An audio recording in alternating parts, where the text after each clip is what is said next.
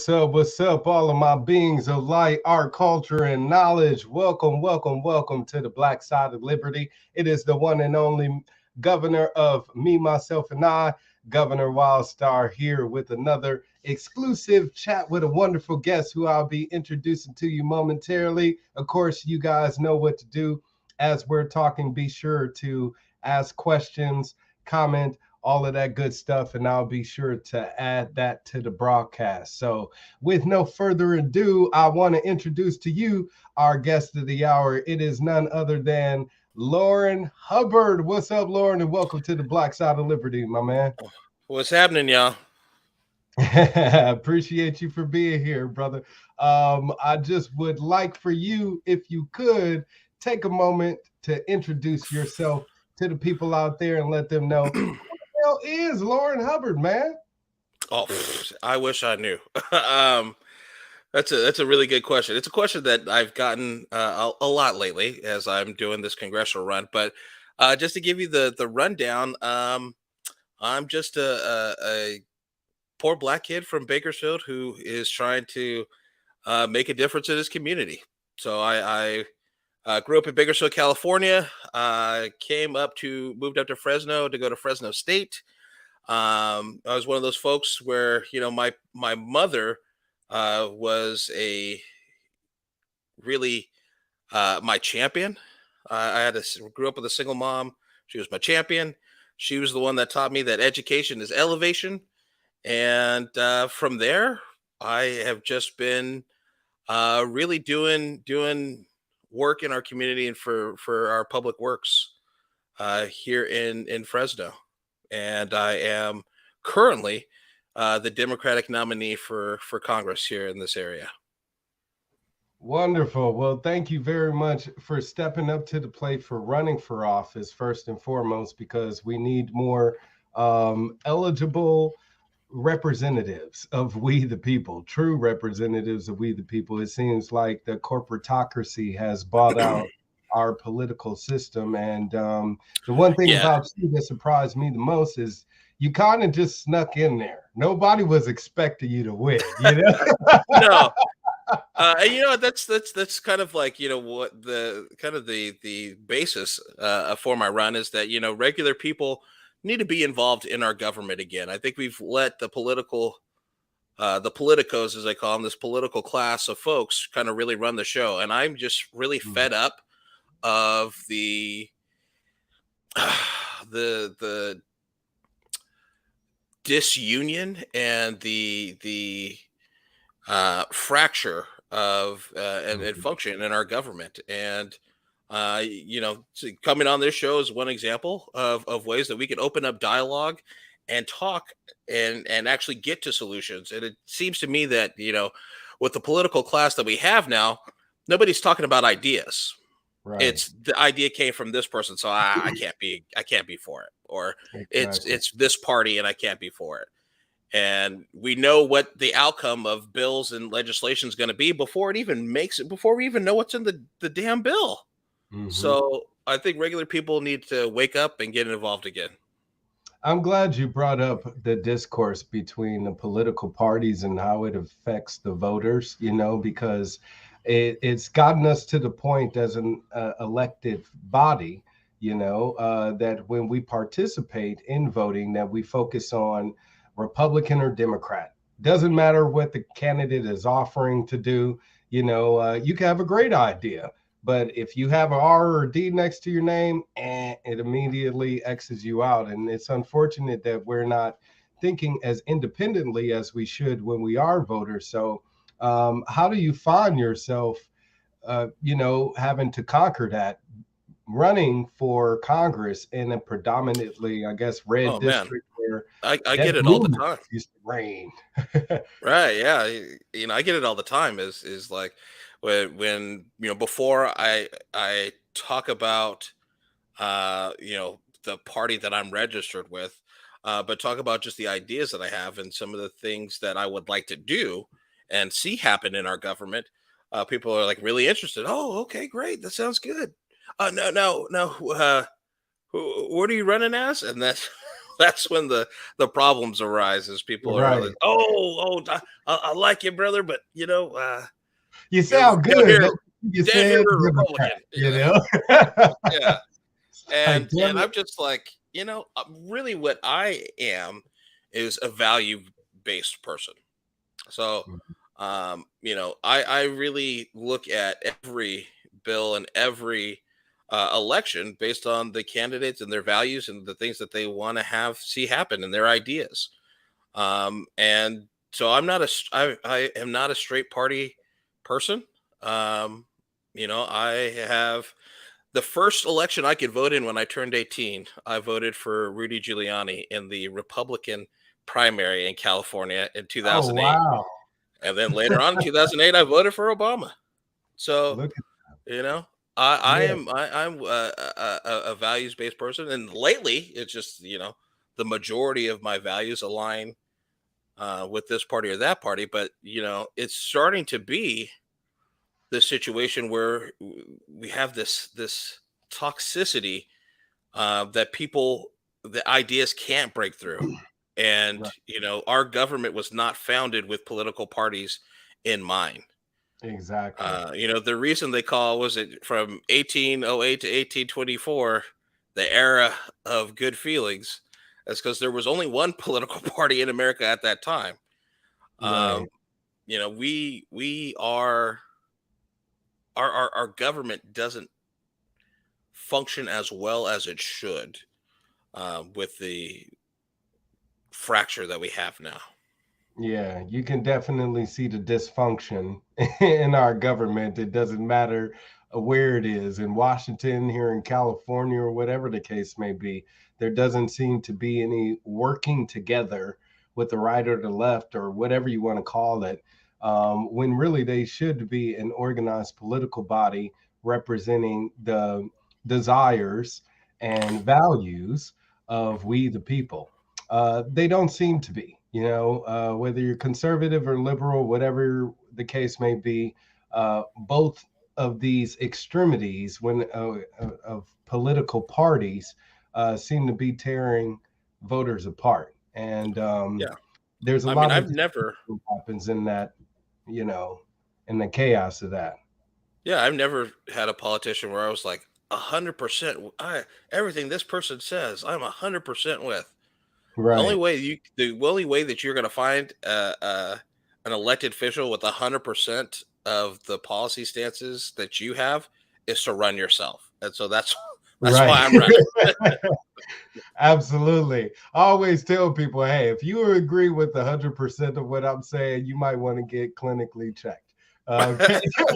Because not everything I even agree with. So definitely please criticize and scrutinize, but if you agree with the majority of what I have to say, then you should be supportive of me. Hopefully the people feel the same way about you and your campaign. So speaking about some of those meat and potato issues that people care about, um, with me running with the Republicans now and Team Red, I've learned a lot, especially Yeah, coming off the libertarian bandwagon, and being a former Democrat myself. So I've kind of been all around on the political spectrum. And as I said, here I am again rolling with the Republicans. So, in being around them, much of the scrutiny about the left and the Democrats, or whatever the case may be, is their position on uh, economical issues and them seeming more so to be in alignment with socialism, bailouts, um, free healthcare, free education, free, and we all know there isn't no such thing as a free lunch. Somebody's paying correct. for Yeah, something. So, right. some of those proposals that you have here, because on your website, looking at your campaign platform, it does have some of those statements regarding education, health care, et cetera. So, how do you approach introducing these ideas to the conservative voters in your area? Well, just back to your point again this fracture on everything being socialism, and I'm of the mind. This is what I've found in running is when Republicans and Democrats are talking about the each side's boogeyman, look at the same problems, the same issues, and Hmm. identify what the problem is. It's just Republicans think it's George Soros and that money class of folks, and Democrats think it's the Koch brothers and that class of folks. But really, it is a bottom up debate. And for me, what I believe America should be doing, we talked about those policies, the education being free, and this and that. Like I said before, to me, education is elevation. Um, if a person wants to pursue higher education, that is an investment. See, that was the thing. Like America, we used to invest in things, Right. and I just think that when it comes to education, whether it be vocational training, whether it be community college, or whether it be undergraduate and beyond, that those are investments that are made into us. Right. Okay, I understand that there's a nothing is free, but when my grandfather came back from World War II, America decided to make an investment there as well with the GI Bill. Now, Hmm. he had some trouble with his skin tone in getting the benefits, the full benefits of that GI Bill, but he was Right. able to go to Tuskegee, go to grow up in Alabama, go to a community college out there, get some education, and move out west. That is a thing that is we used to think that was a great thing that people could be invested in. And so I really sum up my entire platform on the basis of a country that is made up of us and made by us should work for us. So when you Absolutely. talk about the socialism, what you really look at and you see now is perfect example, these gas prices and what's going on in California and Mhm. across the country and across the world. Is we gave $440 billion in oil subsidies to Yeah. a sector that is making record profits. 2021, Right. I mean, you can't get $205 billion in profit and also get $440 billion in subsidies. Right. That's not how Right. that works. So is there I think there's just what needs to happen is a conversation, coming together in a conversation and saying, what are we going to invest in? Absolutely. I couldn't agree with you more. I mean, one of the proposals I introduce is investing into our own public owned utility, so we won't Oh, have to worry yeah. about water and power or internet service. Those things are essential to our livelihood. So why would we not want to invest into it? And by doing so, we will reap the benefits of it. We get free electricity, we get free internet, we get free water instead of having to continue to pay an arm and a leg for it. So when I introduce my ideas like that to the conservative base, I look at it, hey, what would you rather do as a conservative? Keep throwing money at the problem, and then not Exactly. having any permanent solution, or investing it, and now you never have to spend the money ever again.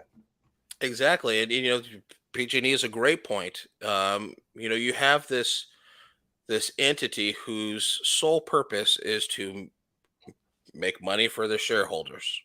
Right. And so there is not the concern and investment in what's good for uh, uh, the people that have PG&E. Rates are going through the roof. Wildfires are going on, and hey, Mhm. I know we just set this record for wildfires, but we're broke actually, so we can't pay anybody out because we're going to file for bankruptcy and get bankruptcy protection. That's Exactly. how that operates.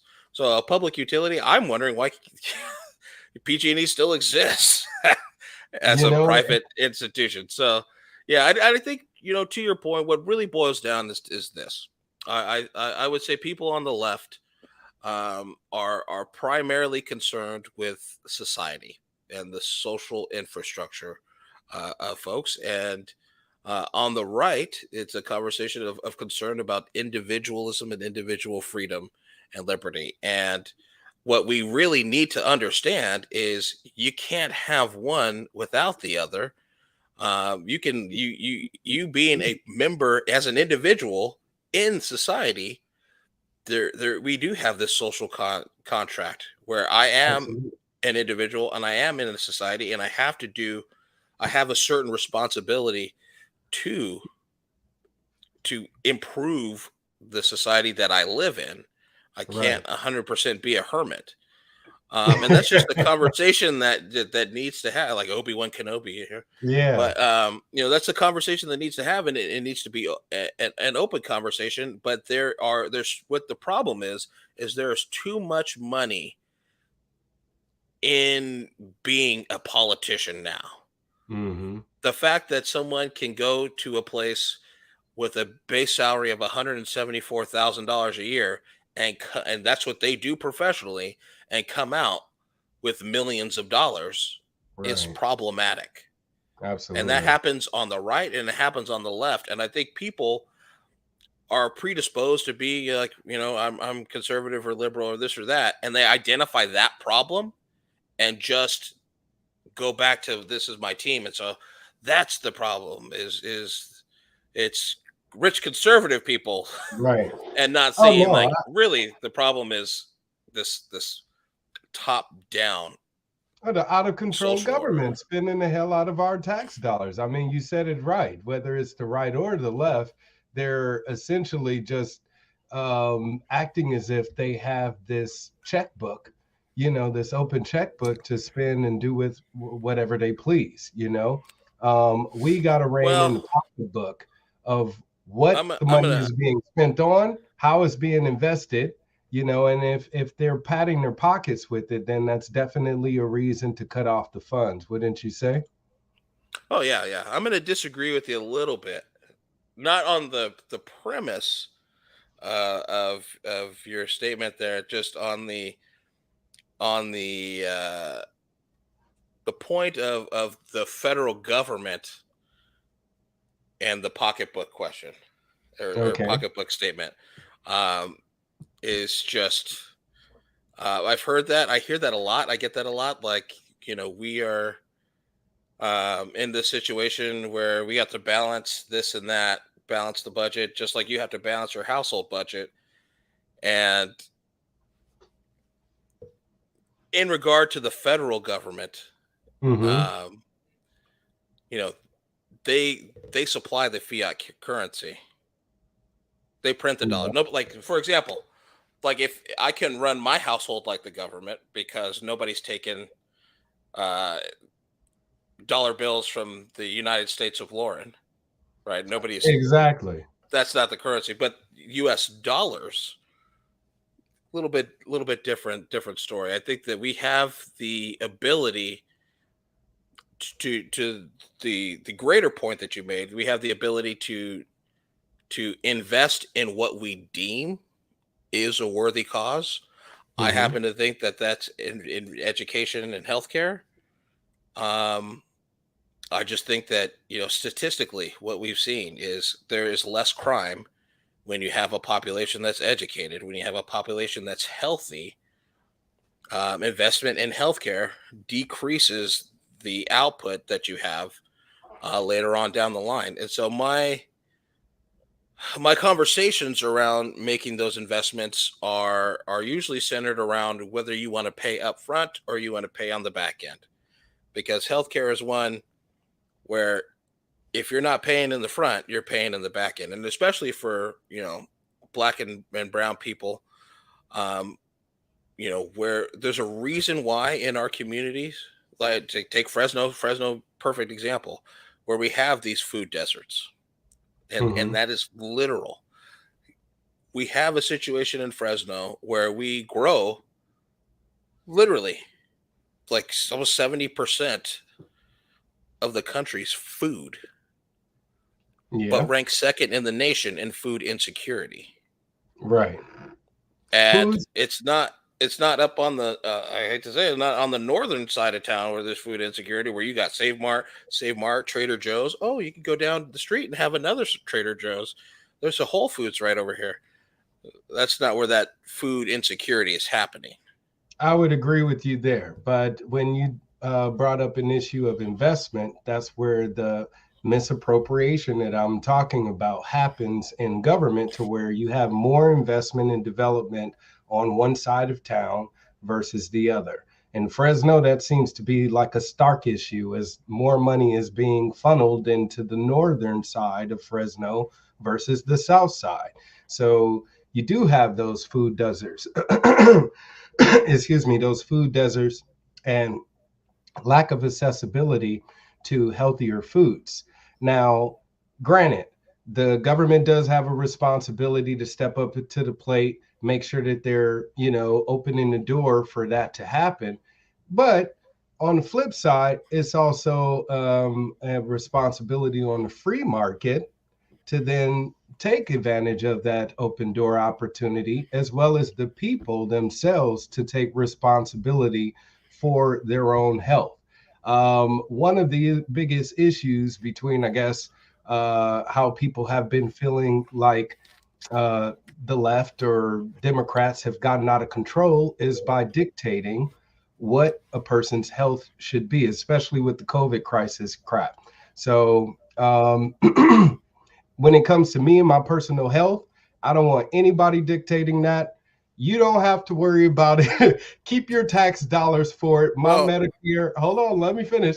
My Medicare, my future, my retirement should be all on me to invest into. Now, if we weren't collectively taking people's money and then redistributing that money, I would have more to invest into my family, to invest into my retirement, etc. So that seems to be a big issue, is because you have the federal government, which the federal government, yeah, they have the power to coin. Congress, by authority of the Constitution, but the Federal Reserve is a private bank.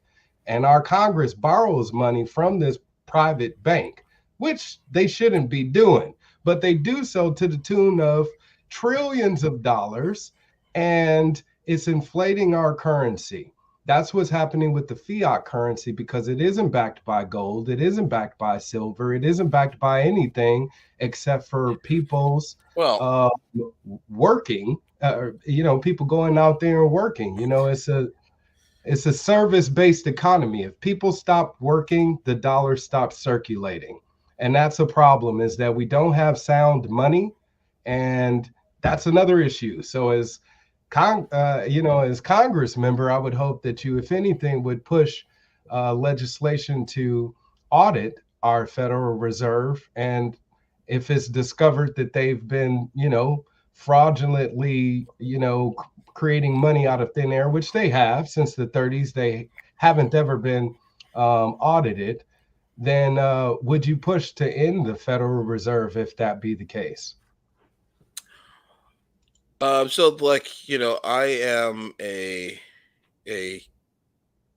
was a history major before I switched over to political science and public administration, and there's a reason why we don't have a gold standard, and there's a reason why we from, was it 1900 to, I think, mid 60s, late 60s, have moved away from the gold standard, as it's really doesn't guarantee economic stability,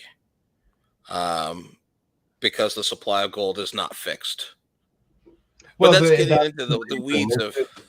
It's supposed to be fixed so it can control the supply of the fiat currency, which is supposed to represent that fixed amount of gold that you have. You can always just mine for more gold. But that's true. But that's an academic. That's why they did the whole, scrapping the gold under the Nixon administration, to take everybody's gold, put it in Fort Knox, create this fiat currency. And ever since then, we've seen the value of the dollar go down, incredibly. And especially now, since they're inflating the currency with more of these bailout packages and trillion-dollar foreign aid packages that they're giving to countries like Ukraine, instead of helping people here in America. So what you were talking about investment, okay, you have a Democratic president, and if he has that mentality that we should be investing into the people of America, why is he instead giving our money away, our tax dollars away in foreign aid instead of investing that into the people here?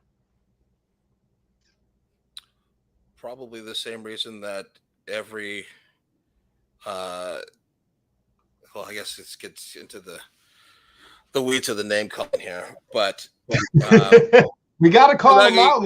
Well, you say that you can literally say the same thing about every president. Absolutely. But Biden is in charge right now. Well, I said, trust me, brother, I'm not a Trump Republican. But I've criticized Trump the same damn thing. Oh, no. I bailouts, and said the same things to conservatives. So yeah, no. I'm just coming at it. I'm just coming at it from this list. You can literally say that about every president, but about this one in particular, and about the situation, giving the situation in Ukraine. Mm-hmm. We have a situation where it is not, we don't have like a parliamentary system in the United States. Our government isn't ran that way, where you can sit back and say everything that happens is because of this party, because they literally control everything. That's so true. In that aid packet to Ukraine, there were some Republicans that voted for that as well. You are absolutely right. But also on the flip side of that, it is a question of, that's a humanity question. So I have the views that I do, because I have the views that I do basically based on, what I've learned in school and in life, and in reading. And as if you're a person of faith, America, when you have a country like we have, when it comes to a humanitarian crisis and a humanitarian point of view, and stopping atrocities from happening, I think that is our responsibility. We can't say that we're a global superpower and not want to be involved in something like that. Yeah, we can disagree. We can agree or have disagreements on the level of involvement and what that looks like. At the same time, like you're the like inference that you're giving is that if we didn't spend that money in Ukraine, like if or some Republican was president and this Ukraine situation was happening, they would in turn take that money and then they would invest it back into people. And that's not going to happen because we have the political class that we do. I agree with you. I mean, the GAN limit exists here in California for a reason. That means if we have an excess in budget, it's supposed to go back to the people. That hasn't been applied, period, ever since what's this Dumesian or whatever the hell was governor. So, but what you're talking about as far as the president that we have right now, the sitting president, he's a Democrat. You have Democratic leadership in Congress, where you're going to be headed in our Senate. So when you talk about a humanitarian crisis, look at what our country has been through over the past few years, thanks to this pandemic. We have millions of people. Oh, don't get me started on it. That have lost their job. Millions of people that are struggling to feed. And we don't have universal health care. Millions of people living on the street. Exactly. So why give money to a country when you can't afford it? Because like you said, we're supposed to be this superpower. We are not a rich country, even though we try to make it seem that way. We're nearly $30 trillion in debt. When you look up the national deficit, that applies to you and me. So when you talk about borrowing more money and the responsibility of government, can you really take on the response I would say, the mental pressure of knowing that if you provide more humanitarian aid to foreign countries, since you would be voting in support of that, were you to be elected, that you'd also be adding to the deficit and the debt of your own family. Right now in California, because of our unpaid liabilities and budgets, etc., every person, including every child, is in the hole $80,000. That includes your children, Lourin. So, what would you want to Right. dig So deeper we've into the already, hole? like, I'll let you go ahead. So we have already started off, and I tried to get into this a little bit, and it's a very academic situation. But I tried to get into it a little bit. Is I don't see the deficit, or not the deficit, but the national debt is not a credit card. And to be honest You're with you, acting like it though. the majority of the national debt is held by us. But um, I No, I get didn't into borrow these. none of that money. I know none of your children. They But you didn't do, borrow eighty in thousand terms dollars of worth of bonds anything. and everything else, debt owed to Social Security but anyway, so to You get talked about money, and I'm a libertarian, man. I mean, you can't talk about I this. right, and we have already talked about this fiat currency system that we have that's under control of the government, that the government can and should print and create as much money as they need to spend, because they cannot go broke, they cannot be insolvent. Yeah, Congress has the authority to The coin. only respect to printing money to pay for programs and public works is respect to inflation. Granted, inflation, which is a worldwide problem, by the way, so it's not the economic policy of this president or the previous president as much as it is coming out of a global pandemic, and the fact that we decided 30 years ago to move supply chains across the world, because it was cheaper to do it then. But it is not it's not, if I want this today, I charge this, and now my kids are going to go broke. That's not the type of federal system that we have. And one of the things, I mean, if like I'm a person that's always learning and willing to learn and look up stuff. And if you're like myself, one of the things I would encourage you to read is pick up Stephanie Kelton's book on modern monetary theory, that kind of gives a breakdown of what we're talking about with public works in regards to government spending Haven't and heard of how. it before. But what the book that I did read is Dr. Ron Paul's In the Fed. And he was a longtime congressional member over 20 years. Dr. Ron Paul out of Texas. So he knows monetary policy. He worked and was on some of those committees regarding monetary policy, and even interviewed some of the Federal Reserve, the chairman, and other representatives. So that's again another position that you'll be in.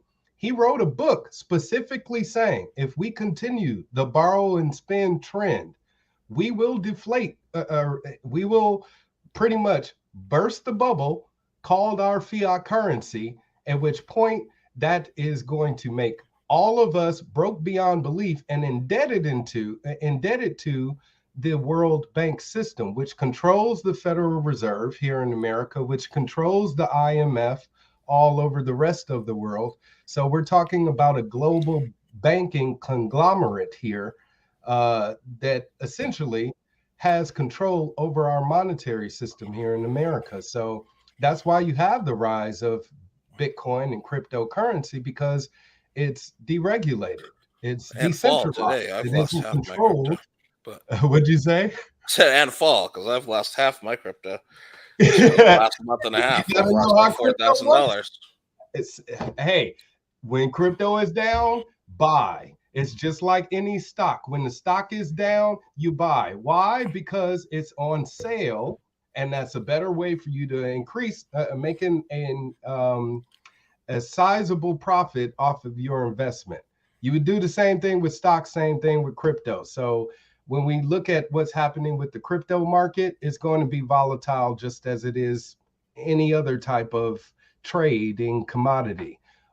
We've gotten so conditioned to using this fiat currency that we think it's the only way to money is supposed to work. People, you ask the average person what is money, they don't have a clue.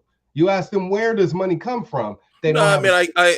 I understand the argument and the nuance of every dollar printed is the value of said dollar times X, which is the debt attached to the dollar because of the Fed.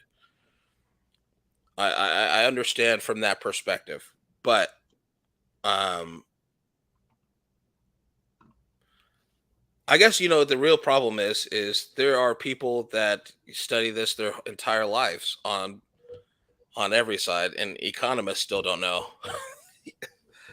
Well, yeah, That that's really because they're all caught up on all on sides, but um, Keynesian economics, the whole borrow and spend mentality.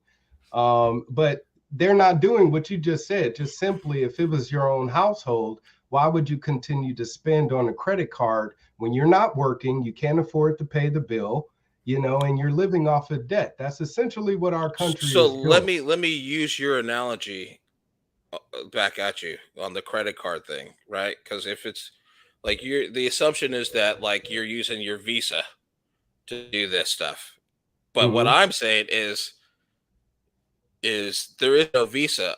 The credit card is you. Yeah. And if you don't work, and that makes us a slave to the dollar system. You see that? Because our fiat currency is connected to our labor. What I'm saying And that is like, cannot be. how can I put this? Um, this debate has gone on longer than you and I have been alive, but like the basis of this debate goes back to the founding of the country and the Jeffersonian thought of us being this agrarian society. By the way, Jefferson also did not live within his means. He died in debt, and he also illegally purchased in Louisiana, but versus the type of banking system and model of a Alexander Hamilton. That debate started in 1787 and it continues today, really. Um, so I don't know how much progress we're going to make on that conversation on that conversation coming from um, your perspective on our financial system versus mine and the way that we think about that. So I'm glad you if brought you up got any other Jefferson. questions, Jefferson has one of my favorite quotes. He says, if the American people ever allow private banks to control the issue of their currency, because again, Federal Reserve is a private bank, he says, first by inflation, then by deflation, the banks and corporations that grow up around the banks will deprive the people of all property until their children wake up homeless on the continent their fathers conquered. So there's a quote from you by Jefferson, who, like you said, spent outside of his means, and now we have a government doing such a thing. But I want to circle back to one of the things that you were talking about with the Unitarian control over our government, because maybe that may not be the case in Washington, but that is the case here in California. We have a Democratic triple majority, which is our House, which is our legislative body, and our executive officer, our governor. And the Democrats have been in control in the state of California for over a decade. Homelessness is at a record high. Unemployment is at a record high. Poverty itself is at a record high. Affordable housing, there is none. The housing market is at a record high. So there has been Unitarian Party control here in California with the Democrats. What would be your way of convincing? Because you're going to need them on your side too, especially where you're running for your district. What can you say to the people on the right, the Republicans, the conservatives, about what you'll be able to do to help stop the damage that the Democrats have done here in the state of California?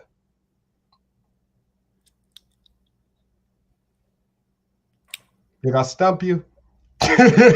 No. I'm trying to think of what to say that doesn't include something that's going to be interpreted as socialism when it comes to housing. Good. Um, Well, I say the 3D printed houses. You know what I'm saying? That'll be a way for us to make money off of selling the 3D printed homes, sell them for the people wanting affordable houses, right. and hey, make some jobs out of it Well, too. Money. like some Everybody of the happy. issue. So my big thing is fairness, right? We always talk about fairness being a value that we have, and when it comes in respect to housing prices, um, we have seen that the basis of housing is not based on fairness. When Zillow can come in and buy a house for $400,000, that's really valued at $300,000, that causes the price of every other house to go up arbitrarily, really, because this company decided to buy 400 houses in one town in one area, so that arbitrarily increases the price. That's part of the problem, because we don't have this. We don't have this thought unilaterally between Republicans and Democrats that housing is a human right, and so we don't make the investment into housing as a human right. Housing is a commodity, and that's how it has been traded and treated as.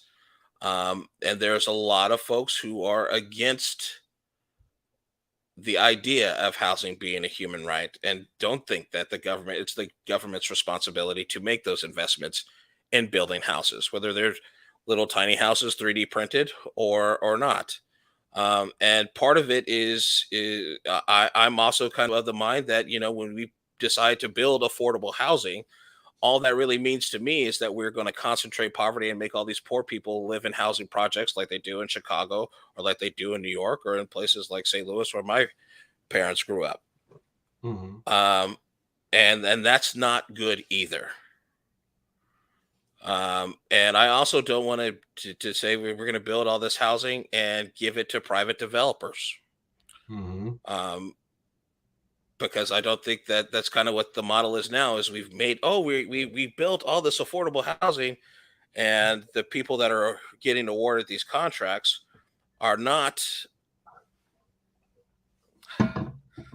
They're rich. They're the people that have made campaign contributions before. Right. And they have a monopolization on the housing market. So they get awarded all of the contracts. So our tax dollars go into their pocket to build homes for us. And then, we have to borrow, get a loan to buy the houses that was just purchased with our tax dollars. No, that doesn't make any damn sense. Part of it. So if we had an agreement and saying that we were going to spend X amount of money towards housing, I would use those dollars and funnel those dollars into programs where we were actually buying houses, single family homes for people, and having it be a contract where a person's going to stay in this house for 10 years. And if you stay in the house for 10 years, you get all the equity that 10 years has built up. Right. If we are going, so like now what we're doing now with subsidizing housing, if the mortgage cost $2,200 and we're subsidizing it to the tune of $1,400 a month, and that family that stays there is paying the difference, what's currently happening is we're giving all this money a month, and they're subsidizing the housing. Mm-hmm. But after 10 years, you have nothing to show for it. Okay, it's time to move somewhere else. That's it. We don't get any investment in it. I have this lens that looks back at history to say, how did people start to gain wealth? And it was through property, and it was through homesteading, where the government just gave property away to people. Talk about free. Mm-hmm. You just give property away. And then who did not get a cut of that property were people that look like you and I. So what my solution is if we're going to have this poverty system where we're addressing this, that people need to be put into housing where they can, if the cost is going to be the same, we're still subsidizing the housing, but we pick the developers. And at the end of the day, at the end of 10 years, that person gets all the equity. If we paid it, the house is now was 100,000 to build. I think it's like really actually closer to 300,000 per unit to build now. But if it costs 300,000 to build and we've paid 100,000 in, that's $100,000 in equity that we were subsidizing. But now that person could continue to live in that house, or they could move away. Right. But the government is the builder of the house. So if a person gets into this housing, they can no longer afford it. We have the right to buy it back from them, and then they can lease to own and still make those payments. And then when they're able to get back on their feet, they can buy that housing back from us. But we don't want the system that is currently in place, where if we build housing, we make the investment in building housing and people can't afford it, that house then goes back to the bank or goes to the developer, who then sells it off to the highest bidder, regardless of whether there's someone that needs that home or not. And that's what's happening right now. That's the broken system that's been developed by our Democratic so part majority. Of it is getting, well, you say Democratic majority, but like the solutions to that solution is a Democratic idea. The problem with saying like this is a Democrat controlled state is, yes, the people, the parties in control of the majorities are Democrats, but even within the Democratic Party, there is not this unity of ideas. Oh yeah, I completely this fracture of ideas. Same thing that happens in the Republican Party and the Libertarians, the Greens, all of them. None of them are on the same damn page. But so some people are get offended when you say, "Oh, you're a Democrat, right?" Well, yes, but I'm a special kind of Democrat. Right, I'm a special kind of Republican, so I'm with you there. It wasn't that long ago that we like. The problem with that is you start getting into this lens of like I was talking about before with the parliamentary system, where not one party is to blame for everything. Yeah, and that because we have this shared power. Now, if it was a situation where like every bill that came up got no Republican votes for nothing, and they were just passed with all these super majorities, which I'm not mistaken, they have a super majority now, but then we can place blame. I don't like doing the blame game, because like here in California, the top we just had Arnold as a governor, and he didn't do so great. I don't know if you remember that. But yeah, exactly. I completely remember. I didn't vote for his ass, I voted for an independent candidate, And I wouldn't say that was Kevin. That was like, I wouldn't place Arnold Schwarzenegger's failure on like Kevin Faulconer or one of these other Republicans just because of that. I don't. No, he got reelected twice. So even though he got elected during the recall, there were two regularly scheduled gubernatorial elections, which he won fair and square. So apparently people liked him enough to keep him around for 8 years or for 2 terms. But I want to move things around for the sake, move things along for the sake of time, because there's a few other things I want to talk about before I let you go. When you talk about stepping up to the plate to also help people of our skin tone, the melanated people out there in America, not only here in California, but in our country as well, since you'd be supporting legislation that would affect our entire nation. What is it particularly that I guess you think would help the Black community? What legislation exactly? Cat butt. We got a visitor. It's okay. We're used to having extra visitors here on the Black side. My daughter's now opened the door, and now this cat will not leave. But yeah, I mean, you hear a lot of proposals by Right. You hear a lot of proposals by people on the left right now, I guess, to defund Don't mind me. police I'm just playing with my pussy. or What? I'm sorry. I don't know if this is a family friendly show. I'm sorry. I apologize. no, no kids allowed, but they are Yeah, around. there are lots of proposals, and I think that there's different ways to do it. Do I think so? I'm of the mind that there race is probably really the number one issue of disfracture in this country.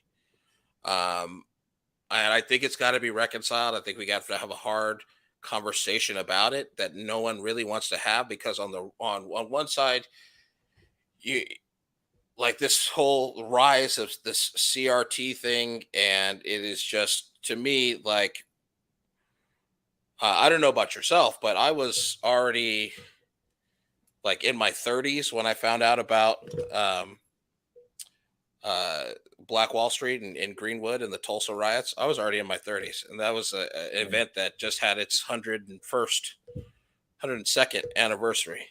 Right. Um, one of the only coups that's ever happened in this country is actually in a city in North Carolina.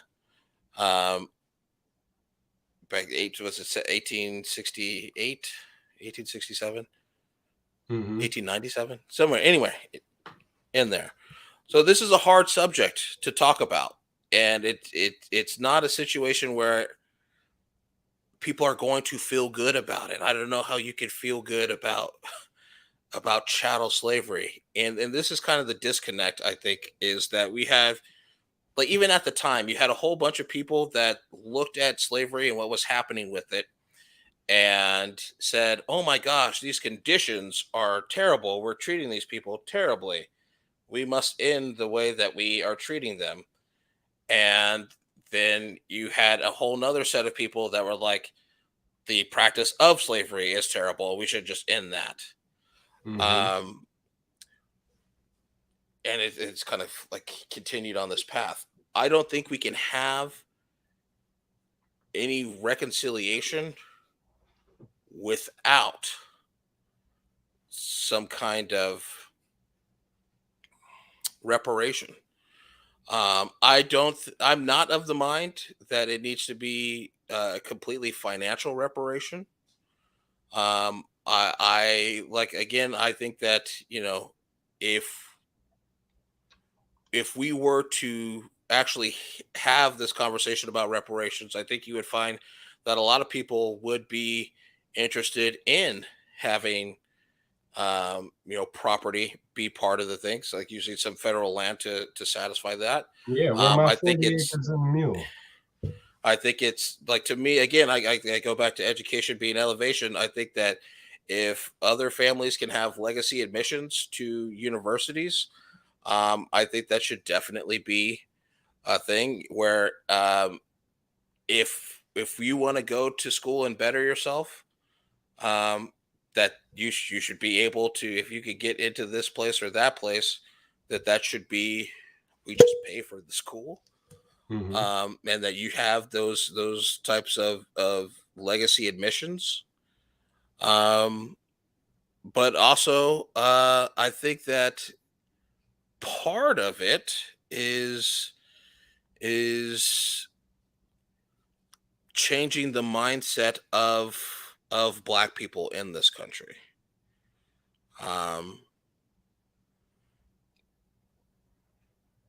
I think that there is a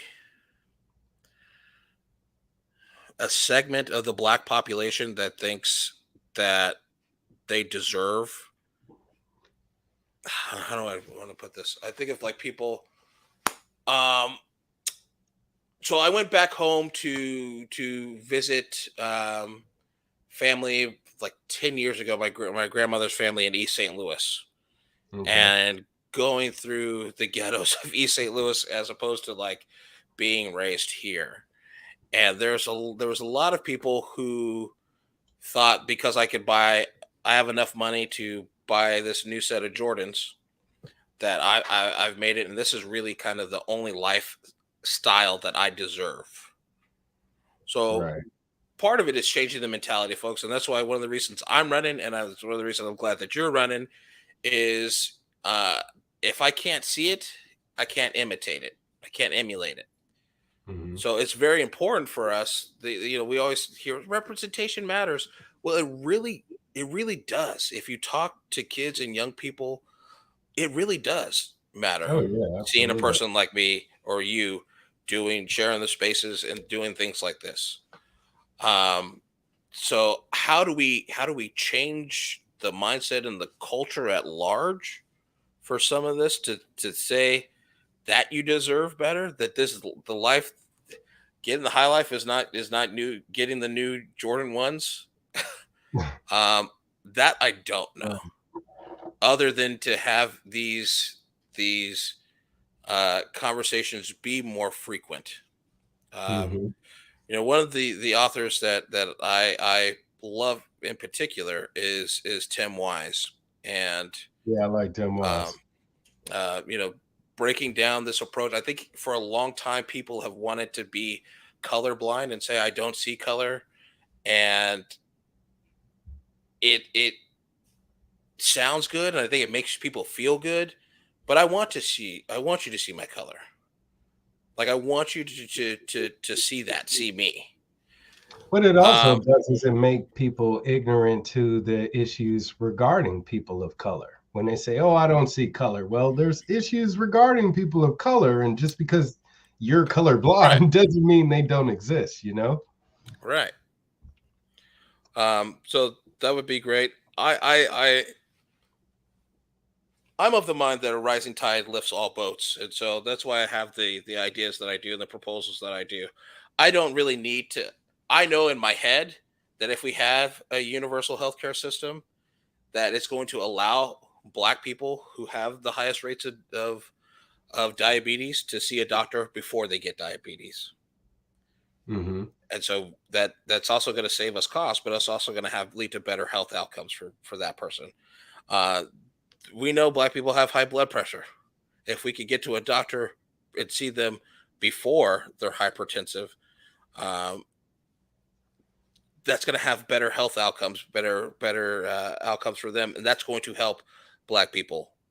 It's going to help everybody, but I know that those benefits specifically for this community are going to be life changing. Right. So that's kind of what I would wish more people focused on and talked about. Is this idea that rising tide lifts all boats, and just know that when we talk about the cost of going to college and how prohibitive that is to Black people, if we decide to make the investment and have a situation where Pell Grants used to cover 84% of educational costs as recently as 2001. Hmm. And now that's down to 48% of educational costs. We know if we have more parity in that for everybody, that just by default, more Black students are going to benefit from that. One statistic that I think is it was mind blowing was this year Fresno State has 25,000 students enrolled.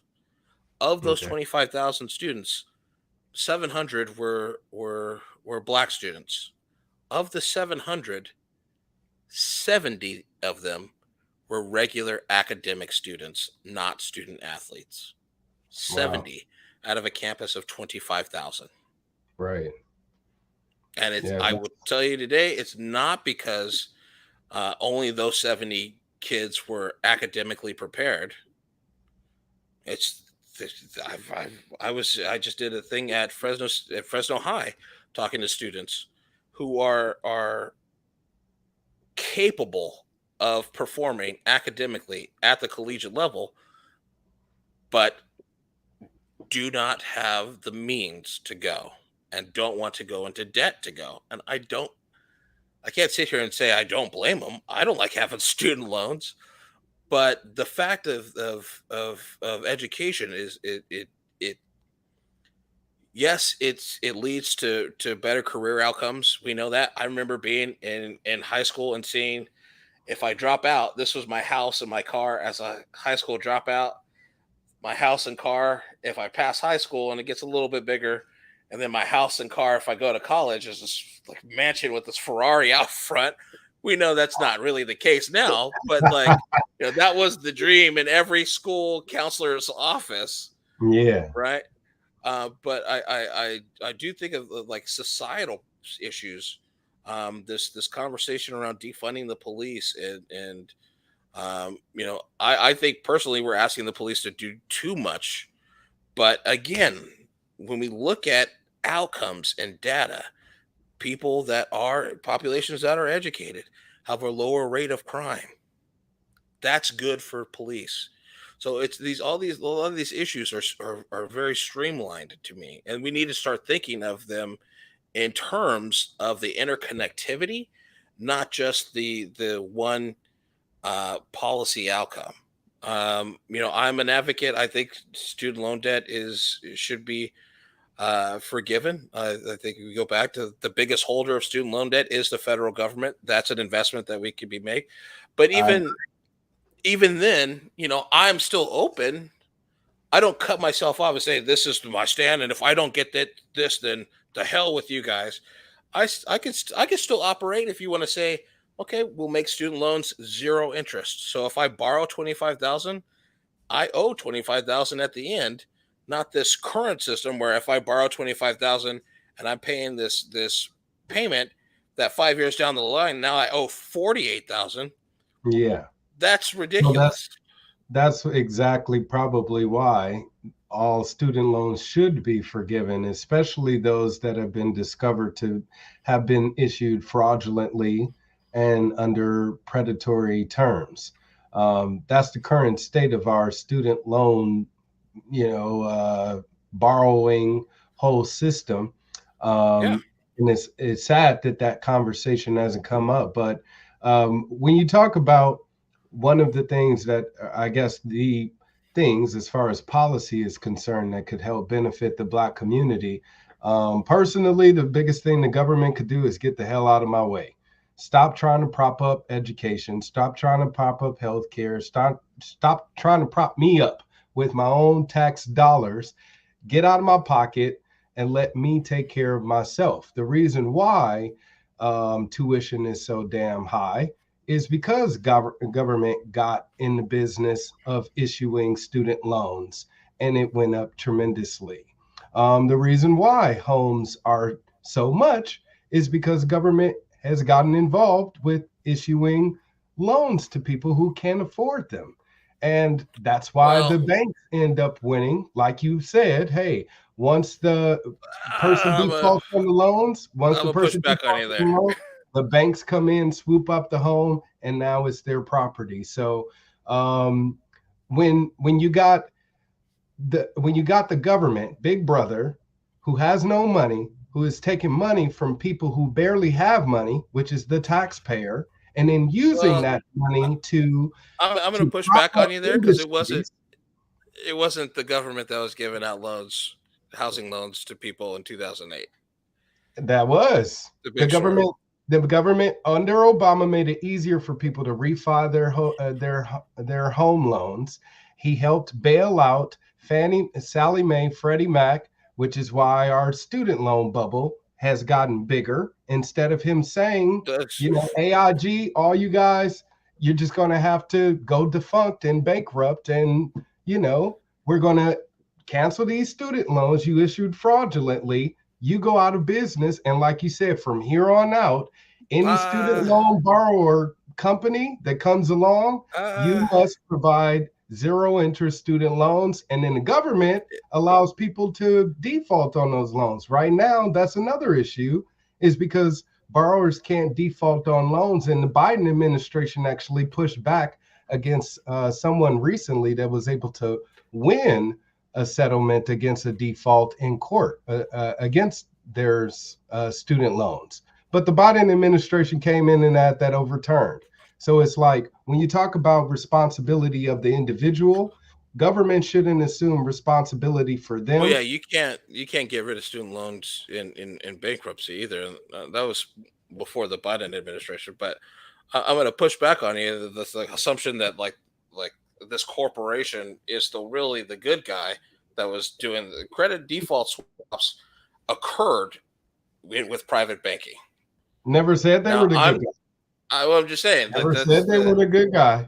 this assumption that I said government made it worse Freddie, by coming in and helping the bad guy with Countrywide was not.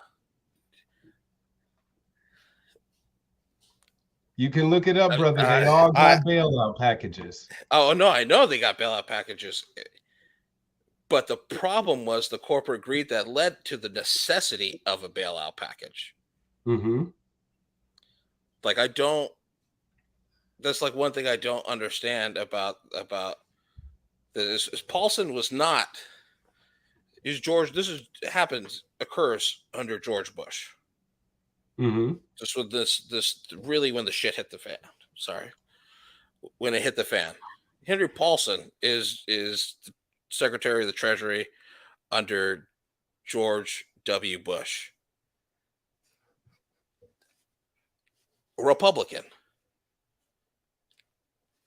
There's not. I get a little. I pay attention to the things that Republicans and Democrats agree on, because it's either something that's really bad or it's something that is like they have to agree on. Tim Geithner and Henry Paulson going in and having this conversation with George Bush and Obama administrations, and even at the time, the McCain campaign was involved in the talks of this, because the situation, again, it's where we came up with this too big to fail thing situation. Obama's words. I think it's Paulson, but no, it was Obama. Are you so like? I get the like. Let them fail. Let it happen. The auto industry, let it fail. Let it happen. Yeah, if you're a business and you take the risk of going into business, I think of it as just a little disingenuous when like. Meanwhile, like, oh, you say like the Republican administrations and Republican Congresses are also propping up subsidies for other industries. So unless we're like cutting off all, like it just we should be. The Republican Party is supposed to be the government. It's supposed to be the party of small government. They are not. So I chin check them all the time on their bullshit. in the housing situation, the fact that nobody went to prison was kind of screwed, but that had to be done, in my opinion. Now, like TJ saying here with the PPP, that was absolutely robbery. Mm-hmm. And I'm kind of sad I didn't get a PPP loan myself. And that was because you look at that, nobody's paid that back. And that was Trump who pushed that. So I talked about the PPP loans and Trump's support of those bailout packages, because that's what they were.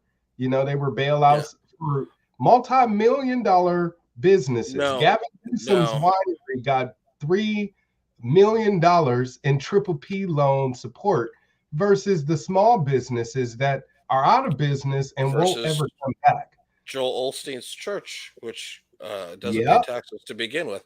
But, exactly. So where's the accountability, man? It's not really happening right now by anybody, Republican, Democrat, whatever the case may be. So hopefully that's something that you'll be able to deliver on, were you to be elected. It's because that's what the people are really wanting right now. They want people, because whoever is in government, these are regular people, just like you and I. You need to take responsibility for your actions. So if people can't, depend on you to uphold your constitutional oath once you take office, then that's going to, take away from that public trust that they're investing into you. True. I didn't lose you there, did I? No, no, no, no, no. Oh, okay. But yeah, my man, I do want to wrap things up here, No, but I will. So like, I get the stance that you're coming from, and where I sit is basically this: that the government um, is supposed to act to protect those who cannot reasonably protect themselves, and that includes future generations. And so, um, I talk about this value system of the three things that I think that I stand for as a value is opportunity, security, and um, uh, justice for all. I forgot the word. But part of that don't forget that we is need justice, yeah, man. golly. But part of that focuses on security and what that means as far as protecting us as citizens from domestic from terrorists, both Hmm. domestically and abroad. Um, but also, I think it also means ensuring the sick and the vulnerable and safeguarding food and products and preserving the environment. Um, Hmm. that is what I think the federal government is there for. So, um, I think so too. I, I just think that we don't need to use an infinite amount of money to accomplish that. Like you said, invest, and once the money has I, been, and to create that infrastructure, stop taking our damn money. I, I mean, I get it. I see where you're coming from, but like these issues and concerns, they do cost money. It costs money to have a society, Of course. and we no offense, but I'm of the mind that we tried it the libertarian way. It was the first No, government we of haven't. it was the No, it was the first government of America, and it didn't work. So we got a second. So no, that we're was on a strike Federalist number two right government. now. No, that That was was a the Articles of Federalist. Confederation. It's the They- exact like the if you go down the list of No, the things that you're espousing, that is the Articles of Confederation, my friend. no, we had some sellouts, man, that were still taking money from the Brits. We know that. That's why Hamilton had to come along and fight the banks later on down the line. You know what I'm saying? Why He is it started the that bank. He started the First National Bank. no? Who is it It's that said this we James Andrew Jackson was the one that got rid of the Andrew First Bank of Jackson? America. I killed the banks. Right. Yeah. So Hamilton, I killed the banks. On the deathbed, final word. So when it comes to fighting against the monetary control of our company or of our country, like Sir Baron Rothschild or whatever he said, if I control a nation's currency, then I care not who a nation's leaders are. So when it boils down to monetary policy, to me, the most important thing that affects all of us, regardless of race, regardless of your walk of life or your age or male, female, whatever the case may be, is money. It affects us all. And hopefully, once you get elected, you'll be able to see more about how those monetary policies are affecting the people of this nation. And we'll use your position to stand against it and burn it, like TJ said. We need some people to stand up for we the people, and hopefully, Lauren, you get that opportunity. I don't want to hold you much longer because I know you got small children you got to put to bed, Yeah, and I got one over I'm here surprised who's you banging don't on hear my him right door. now running around. Oh, okay. Well, I'll let you get to your team members and I'll do the same. I do appreciate you again for being here on the Black Side of Liberty. No problem. All For right. Well, liberty brother, and justice for all.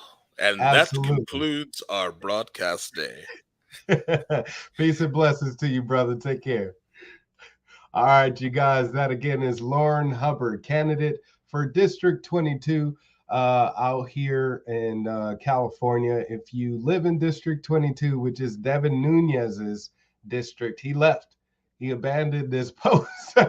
He said he doesn't want to do it anymore because he found a better job working for Trump's defunct social media platform or whatever the case may be. But yeah, and now he's running for Congress, District 22. Again, check him out right there down at the bottom of your screen, LourinHubbard.com. And if you live in District 22, Fresno, California, please be sure to check him out and give him your support if indeed you think he's worth it. I mean, you heard him here himself, all of the things that we were able to talk about, and hopefully he was able to convince you to rally behind him and support his campaign for Congress. And again, you have the opportunity to check out his website, spread the word, donate, do all that due diligence, because he is out here doing his best to represent we the people.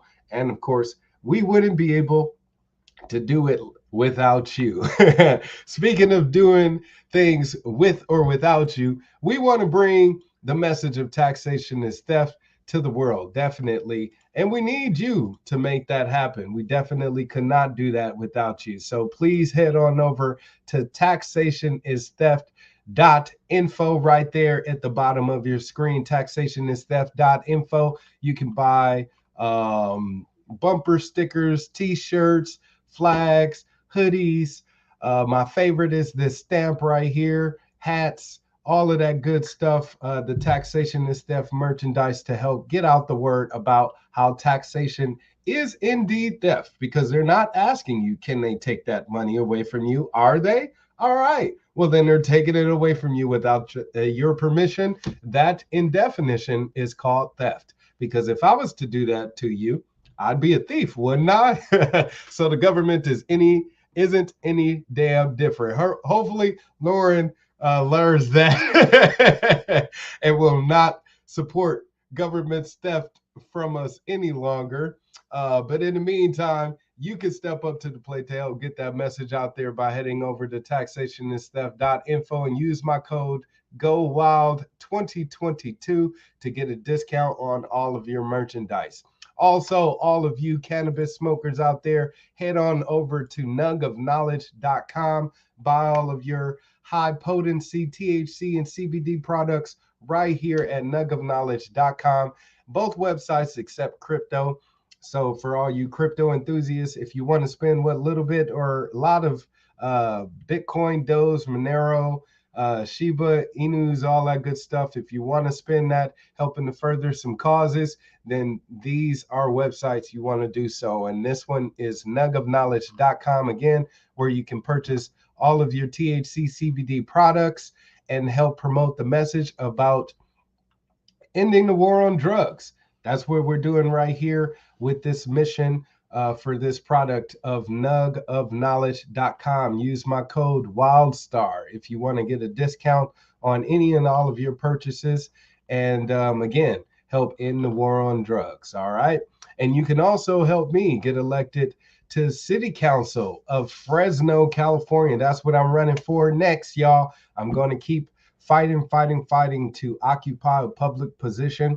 And I am vying for a seat on Fresno City Council. Next week is the election, so head on over to crowdpack.com/C/GoWildFresno right there at the bottom of your screen. Please make a contribution. Every little bit helps.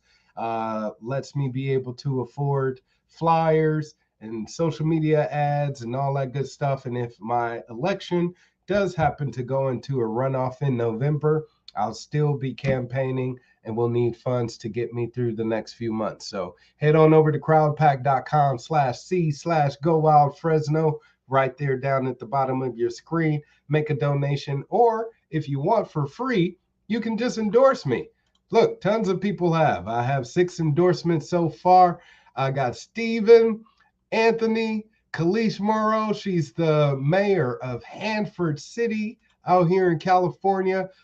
So please definitely just endorse me if you can for free right here on my crowd pack. Okay.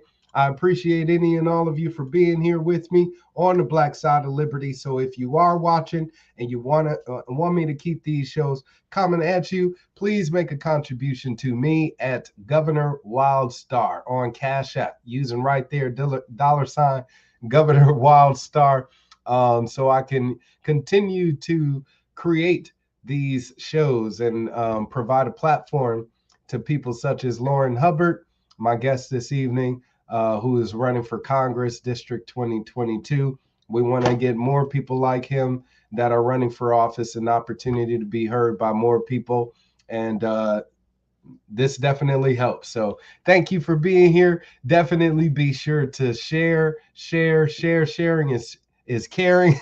Helps with the outreach. Make sure more people are able to see and hear these videos. So share definitely. If you're watching on YouTube, definitely be sure to subscribe. Help me improve my YouTube algorithm so I won't get banned or censored any longer.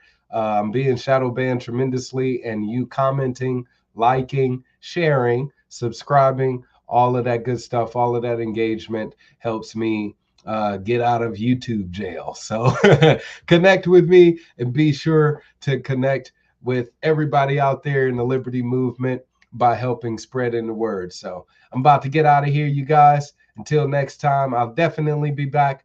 But till then, you know what to do. Long live liberty, y'all. Peace.